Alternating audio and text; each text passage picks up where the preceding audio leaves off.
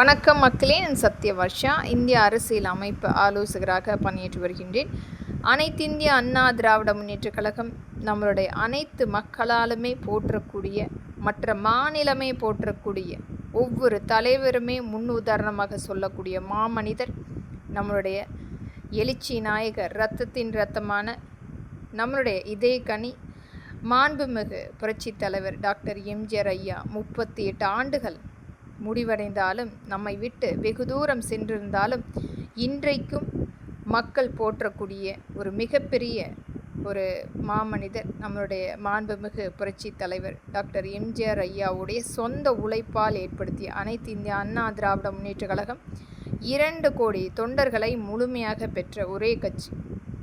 ஒவ்வொரு இடத்திலுமே ஆட்சி அமைக்கும் போது மக்களுடைய வாழ்வாதாரத்தை மீட்டெடுத்து அம்மக்களுக்குரிய நலத்திட்டங்களை முழுமைப்படுத்தி இருக்கிறது நம்மளுடைய புரட்சி தலைவி அம்மா. அவருடைய எண்ணற்ற திட்டங்கள் மக்களுக்காகவே முழுமையாக, அந்த வாழ்நாளையே முழுமையாக மக்களுக்காக கொடுத்து சென்றவர். ஒரு கடினமான காலகட்டங்களில் மக்களுக்குரிய நல்ல திட்டங்களை எடுத்து வந்து முழுமையாக பங்களிப்பு கொடுத்தவர்.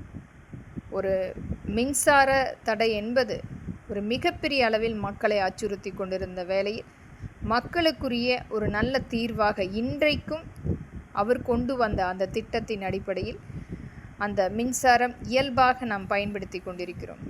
அனைத்துமே ஒரு முழுமையாக ஒரு நல்ல ஆட்சி என்பது அனைத்து இந்திய அண்ணா திராவிட முன்னேற்ற கழகம்தான். இன்றைக்கும் மக்கள் எதிர்பார்க்கக்கூடிய அந்த விலைவாசியினுடைய குறைப்பு கண்டிப்பாக இருக்கப்பட வேண்டும். ஒரு அதிகபட்சமான விலை கொடுத்து எந்த ஒரு பொருளையுமே வாங்க முடியாத சூழ்நிலை இன்றைக்கு ஏற்படுத்தி கொண்டிருக்கிறது.